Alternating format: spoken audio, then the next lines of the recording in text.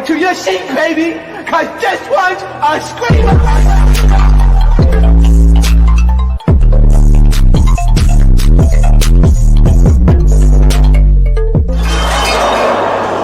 Are you not entertained? Are you not entertained?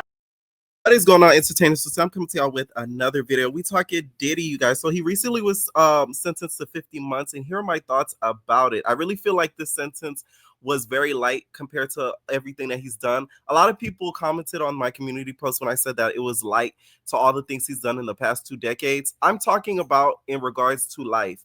Some people may not believe in God or karma.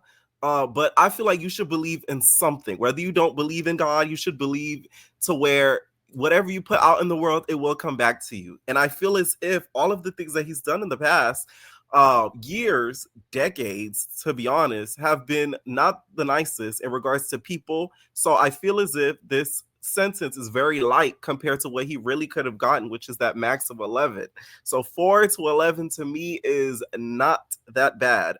A lot of people are like, oh my God, that's so long. No, I don't think it's long. Now, he did pen a 4-page letter. I'm writing you a 4-page letter, and I wrote it, and it's attached with a key. Okay, he penned a 4-page letter in regards to how he feels. His legal team submitted it and how he feels about his actions. Okay, it says, I hope this letter finds you well and in good health and spirits. Thank you for the opportunity to express my thoughts to you. First and foremost, I want to apologize and say how sincerely sorry I am for all the hurt and pain I have caused by others by my conduct. I take full responsibility and accountability for my past wrongs.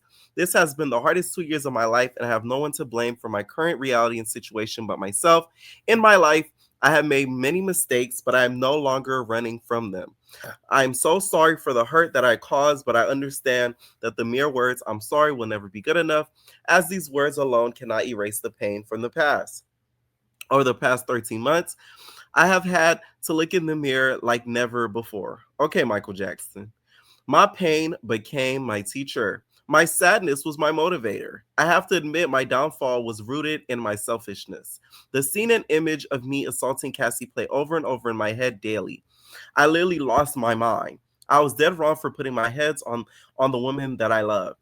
I'm sorry that for that and will always be. My domestic violence will always be a heavy burden that I will have to forever carry. The remorse, the sorrow, the regret, the disappointment, the shame. I honestly feel sorry for something I couldn't forgive someone else for if they put their hands on one of my daughters. This is why it is so hard for me to forgive myself.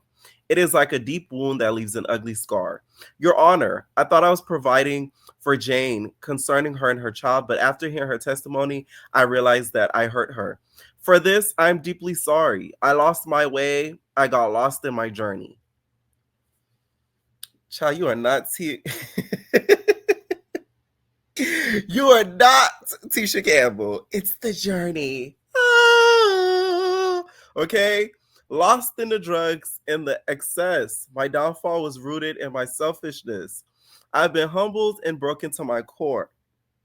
Jail is designed to break you mentally, physically, and spiritually. Over the past year, there have been so many times that I've wanted to give up. There have been some days where I thought I would be better off unalived.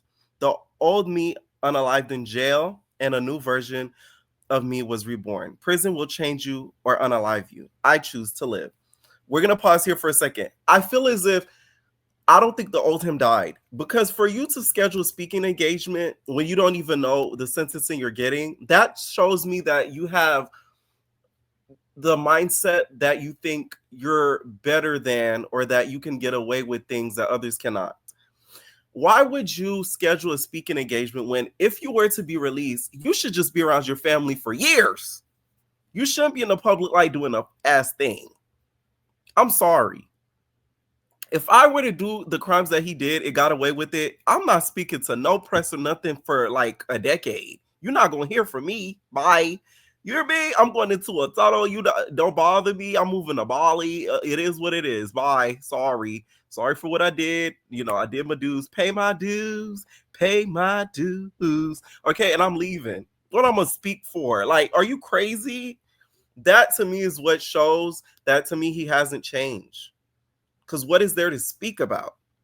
It can't be about business because some of the stuff that had to do with this case had to deal with business. Every day since my incarceration, as difficult as my circumstances currently are, I have made the best of my time by reading books, writing, working out, or in therapy, obtaining the tools and knowledge to deal with my past paradona abuse and anger issues. I have been putting in the work and working diligently to become the best version of myself to ensure that I never make the same mistakes again. I realize that I am in a situation where no amount of money, power, or fame can save me. Only God can save me. My grandmother used to teach me that God makes no mistakes and that everything he does is for your good. I believe that a bad situation could be used for good. Although this situation has been the hardest and darkest days of my life, good things have come out of my incarceration. For starters, I am now sober for the first time in 25 years. I've been trying my best to deal with the powder donut abuse and anger issues and take full accountability as well as positive steps towards healing. One of the most beautiful things I've experienced is being asked by my fellow inmates to teach and mentor them. I will say that's the only positive thing that has come out in all of this that's been reported is him teaching his fellow inmates business advice. I feel like that was very kind of him to do. He did not have to do that. So that shows the good in him. But I will say I still agree. I still disagree with the whole speaking engagement of it all because the general public at this point is not in favor of you. So why do you owe them anything worth of a speech or a speaking engagement? You should just be strictly focused on your family, especially so recently out. It's not like the speaking engagement was set, like months from now. It was scheduled like some days and a couple. Like, are you crazy? Sit down. I've been trying my best to deal with my pot of donut abuse and anger issues and take full accountability as well as positive steps towards healing. They wanted to learn what I did to become a successful businessman. I was inspired by their hunger and desire to learn information in order to not only set goals, but achieve them and their heart's desire. I started teaching a 6-week program called Free Game, title given by my fellow inmates, which I was able to have approved and sanctioned by the Bureau of Prisons. Child, that's crazy. I don't just teach about my success, I also teach about my mistakes and failures. It has been truly a blessing to do something positive in a negative situation. It has been beautiful to see the newfound hope in my fellow inmates' eyes. The most shocking thing was to see the unity and peace this class has produced. As you are probably aware, jails and prisons are segregated places. However, in our class, we have Black, Spanish, white, and Asian all together in one room, learning and working together. We even have an interpreter for the Spanish-speaking inmates. The biggest miracle that I've seen with this class is all of the gangs, such as Bloods, Crips, MS-13s, Trinitarios, and 18th Streets in one room working together.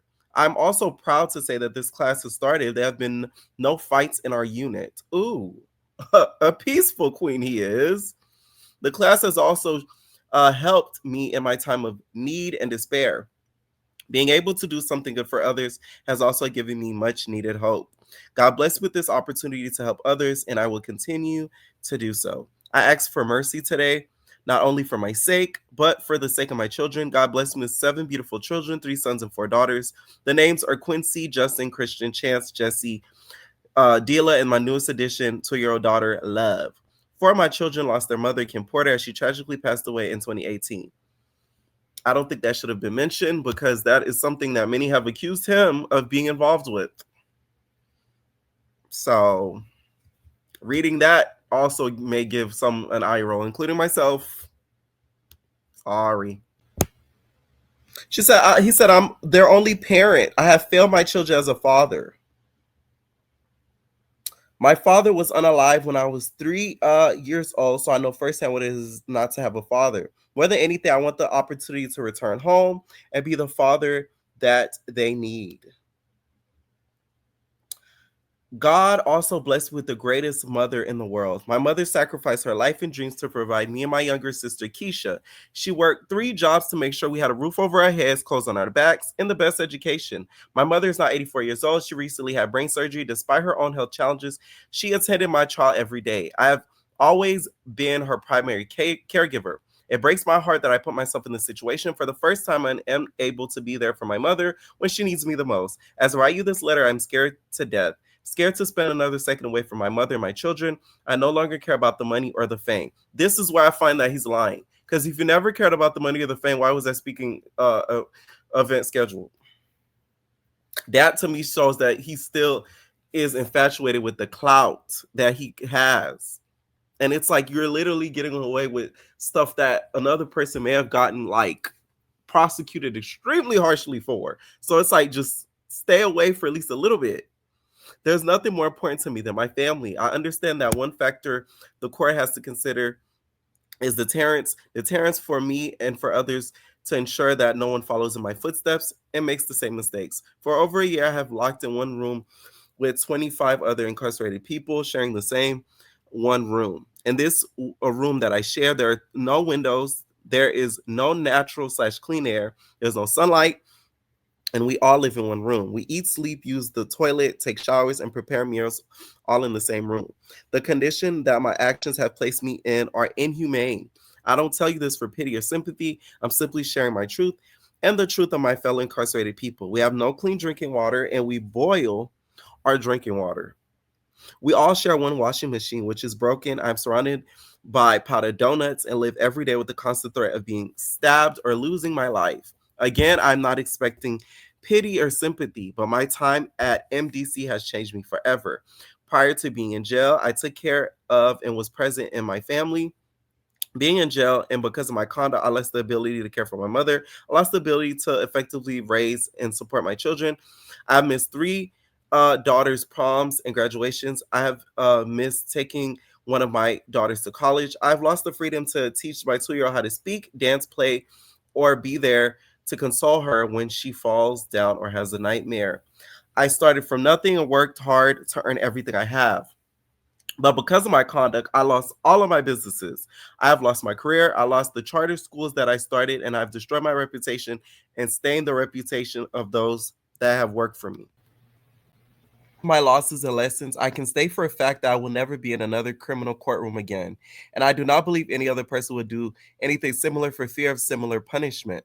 If you give me a chance, I would like the opportunity to share my story with people to prevent at least one person from making the same mistakes that I've made. I can't change the past, but I could change the future. I know that God put me here to transform me. Since incarceration, I've gone through a spiritual reset. I'm on a journey that will take time and hard work. I'm proud to say that I'm working harder than I have ever before. I'm committed to the journey of remaining a drug free, non violent, and peaceful person. I thank God that I'm stronger, wiser, clear and sober. God makes no mistakes. I realize that this trial has received a tremendous amount of global press, and Your Honor may be inclined to make an example out of me. I ask Your Honor to make an example of what a person can do if afforded a second chance. If you allow me to go home to my family, I promise I will not let you down. I will make you proud. Today, I humbly ask you for another chance to be a better father, another chance to be a better son, another chance to be a better leader in my community, and another chance to live a better life. I'm writing this not to gain sympathy or pity. This experience is simply to show the truth of my existence and has changed my life forever, and I will never commit a crime again. Thank you for your time and consideration. Now, this letter I feel like was penned very well. I just think that if you have seen some of the things that he's done over the years, and since he's been behind bars, you would think and see that some of the stuff that he said is a little bit hypocritical, because you can't say that you no longer want the fame, the money, clout, whatever that he stated, and then you're scheduling speaking engagement. Because although I get the point of teaching others to not make the same mistakes he made, when you are fresh out of jail, that is not something you should be thinking about. The first thing you should be thinking about is your family, not being in front of a crowd of people, especially in an area where these alleged crimes were committed. That should not be the first thought of mine. Now, his kids did speak during the sentencing. Quincy said he's transformed. He will not jeopardize his freedom again. As his children, we wish to heal together. And then next, my name is Jesse Combs. I ask you give my father a second chance. My father is my superhero. My father always told me to believe in God. Christian Combs said he told me to treat women like a queen, and I do. I see in his eyes as his twin that he has changed. Something about Christian Combs to me has always rubbed me the wrong way. I feel like he's been, shall I say, a little groomed to be like Diddy. Just the way that he kind of maneuvers from what we've seen through social, he reminds me a lot of his father. So I kind of wish that he hasn't picked up some of the same habits that his dad did, but I don't know. Something about that statement, I don't know if I believe it, but that's just me. Jesse Combs said, it helped me survive when I just wanted my mom. Next, my name is Chance Combs, his daughter. He's changed. And then she started to cry. Sorry, he speaks with a clear mind.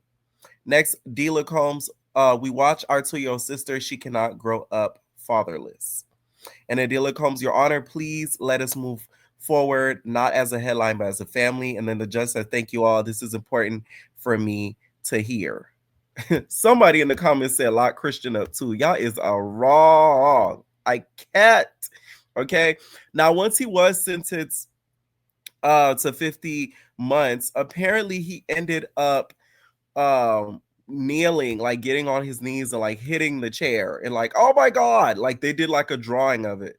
Despite all the mess, I do feel as if he has learned something from this. I feel as if he knows now to not take certain things too far. I don't think he's ever just gonna be putting his hands on people, whether it be man or woman, because I do think that he knows that it will get to him and he will get caught and in trouble for it. So I think he knows better when it comes to certain things like that. I just don't think his ego has changed. I don't think his ego has been bruised by this at all. I think he's going to still act as if once he's out that, he's one of the greatest to ever do it and get away with it. So I think that's where the issue lies. The people I do feel bad for are the kids, and not even the older ones. It's really the younger ones.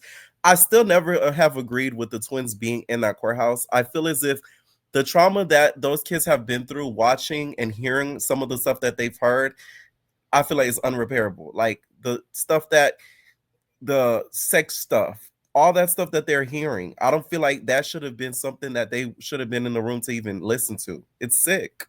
Okay, let me know what y'all think down below about this sentencing. Do you guys think it's fair? Do you guys think he deserves less time than what he got? Okay, let me know what y'all think, and we're out, babies. Welcome to the house of entertainers. Spilling